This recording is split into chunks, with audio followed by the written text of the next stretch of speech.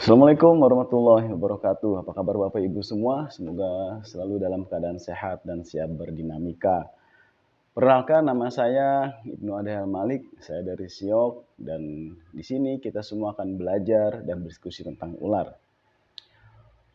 Kita di Siok ini belajar tentang ular secara sains Bapak Ibu. Jadi kita ini sebenarnya nggak begitu suka kalau dipanggil pawang ya. Kalau bertemu dengan ular atau hewan-hewan yang melata yang lain, biasanya akan dipanggil, panggillah pawang, panggil pawang. Kita lebih suka disebut snake handler. Itulah sebabnya nanti sepanjang materi ini kita akan belajar ular secara sains, ya, secara ilmu pengetahuan yang valid, diteliti dengan baik, dengan benar. Ya. Kita tahu bahwa ular, ya, termasuk binatang liar yang bisa ditemui di mana saja. Kalau kita ingin ketemu gajah liar ya, itu harus ke hutan. Kalau yang ketemu harimau yang liar harus ke hutan. Tapi kalau ular yang liar pun ya kita bisa ditemui di mana saja. Baik itu di industri-industri besar ya ataupun di perumahan-perumahan yang sudah banyak penduduknya. Kenapa bisa seperti itu? Secara insting ular sama seperti hewan lain, mau makan, mau bereproduksi, nyari tempat berlindung ya, atau menjauhi dari ancaman. Itulah kenapa ular-ular ini ya, mendatangi tempat tersebut. Atau kita membangun industri atau pemukiman yang dekat atau bahkan dulunya tempat tinggal mereka. Walaupun kita tahu bahwa ular itu eh, bersifat individualis untuk beberapa jenis gitu ya, tapi tetap ular akan eh, secara individu pun akan mencari tempat untuk yang tadi saya sebutkan lagi, tempat makan, berlindung, dan tempat untuk bereproduksi. Seperti itu. Selama masih ada makanan di sana, selama tempatnya sesuai gitu ya, terutama juga untuk suhu, karena kita tahu bahwa ular itu berdarah dingin, dalam arti ular itu tidak mampu menciptakan suhu tubuh sendiri seperti kita manusia, tapi dia membutuhkan lingkungan yang suhunya sesuai dengan dia. Jika terlalu panas dia akan cari tempat yang dingin, jika tempat yang dingin tersebut maka dia akan berpindah ke tempat yang lebih hangat. Itulah kondisi-kondisi ular yang sebenarnya gitu ya. Jadi kalau ada ular masuk rumah jangan dikaitkan dengan mitos apapun gitu ya. Karena instingnya layaknya hewan liar. Jadi kita tahu bahwa ular bisa hidup di mana saja selama masih bisa menunjang untuk kehidupannya. Nah, makanan ular itu apa aja sih? Banyak. Ular hampir memakan semua jenis makhluk hidup, bahkan ada yang memakan telur, baik telurnya secara utuh ataupun hanya isinya saja. Bahkan ada jenis-jenis ular yang hanya memakan ular saja, gitu ya. Yang ular-ular besar memakan sesuai dengan kapasitas tubuhnya. Makanya kalau kita sering lihat ular mengejar-ngejar gitu ya, itu beberapa hanya adegan di dalam film saja gitu ya. Ular hanya memakan sesuai dengan kapasitas tubuhnya gitu.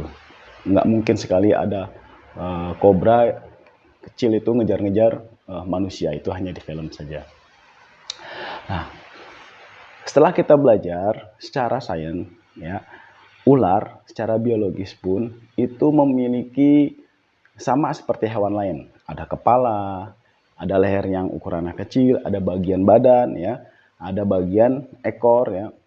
Punya kepala isinya sama, ada matanya, ada hidungnya yang hanya digunakan untuk bernafas. Kalau kita bisa ada indera penciuman di hidung, tapi di ular indera penciuman itu berada di atas langit-langit mulutnya. Jadi kalau kita sering lihat ular keluar masukin lidahnya gitu ya, itu berarti dia mengambil zat molekul yang ada di luar kemudian ditarik ke dalam mulutnya dan ditempelkan ke langit-langit, namanya sensor Jacobson. Ya, jadi hidungnya hanya digunakan untuk bernafas. Karena ular bernafasnya dengan paru-paru. Ya, jadi ular tetap layaknya seperti hewan mamalia juga, bernafasnya dengan oksigen. Ya. Terus ada kok ular yang di dalam laut? Ya, dia mampu bertahan ada di dalam air. seperti itu. Kemudian ada bagian dalam tubuhnya seperti paru-paru, lambung gitu ya. Jantung juga punya paru-parunya yang hanya berkembang hanya di sebelah kanan saja, punya ginjal juga gitu. Dan lubang buangnya seperti ayam. Ya, kita nyebutnya kloaka. Jadi keluar urin, keluar fesesnya untuk berevolusi dari satu lubang dan punya ekor. Kulitnya atau sisiknya gitu ya, itu terbuat dari zat yang sama dengan kuku dan rambut kita, yaitu keratin. Makanya ular itu nggak pengaruh sama garam. Ya, kalau kita sering dengar kalau ada ular, untuk mencegah masuknya ular, ditebarkan saja garam. Ya, tidak pengaruh. Karena kuku kita tidak pengaruh apa-apa sama garam. Rambut kita pun juga sama. Bahkan beberapa zat yang baunya menusuk pun juga tidak pengaruh, ya, seperti pembersih lantai dan sebagainya. Ular tidak suka karena dari bau yang menyengatnya, bukan karena dari pengaruh ke kulitnya. Ya. Terus apalagi? Ular juga memiliki susunan tulang, ya. Tapi apa namanya? Ular tidak punya tulang dada, ya, hanya tulang di sekitar saja dan berjalan dengan otot perutnya. Nah, teman-teman, karena kita juga belajar ular secara sains, ya, maka kita juga menyebutkan nama-nama jenis ular nanti itu dengan menggunakan bahasa-bahasa ilmiah seperti kobra. Kita menyebutnya naja, gitu ya. Di Indonesia ada dua jenis, ada naja sputatrix dan naja sumatranus. Nah, teman-teman, yang kita sering temui banyak kasusnya di lapangan adalah kasus gigitan ular. Banyak sekali edukasi di masyarakat, informasi yang beredar ya, baik di sosmed ataupun di yang lain sebagainya, cara penanganan yang salah terhadap gigitan ular. Yang kita pakai ya sesuai dengan WHO 2016 tentang gigitan ular, maka kita sebagai praktisi di lapangan hanya bisa melakukan pertolongan pertama. Ya, sekali lagi diingatkan, hanya melakukan pertolongan pertama. Sisanya nanti akan ditangani secara medis di vaskes. Ketika kita tergigit ular, ya, kita tahu jenisnya, umpamanya berbisa, ya, maka penanganan pertolongan pertamanya adalah dengan dibidai, layaknya orang patah tulang. Kenapa? Karena bisa ular itu masuk ke dalam sistem tubuh manusia tidak melalui darah, tapi melalui kelenjar getah bening yang posisinya ada di bawah kulit, yang bereaksi atau aktif ketika kita bergerak. Nah, untuk mengurangi peredaran bisa tersebut, maka bagian tubuh yang tergigit itu harus dibidai. Kalau dulu kan di torniket, itu sudah tidak boleh karena justru memperparah wilayah yang digigit. Dihisap ya itu tidak boleh karena bisa berdampak juga terhadap orang yang menghisap ya, atau disayat gitu ya supaya keluar bisanya, itu juga tidak pengaruh, yang keluar justru hanya darahnya saja. Maka penanganan pertama berdasarkan WHO yang sudah diteliti harus dibidai ya. Setelah itu bawalah si korban ke vaskes terdekat untuk melihat efek selanjutnya gitu ya. Jika dia berbisa tinggi maka biasanya akan diberikan serum, jika dia berbisa menengah maka akan dilihat dampak selanjutnya.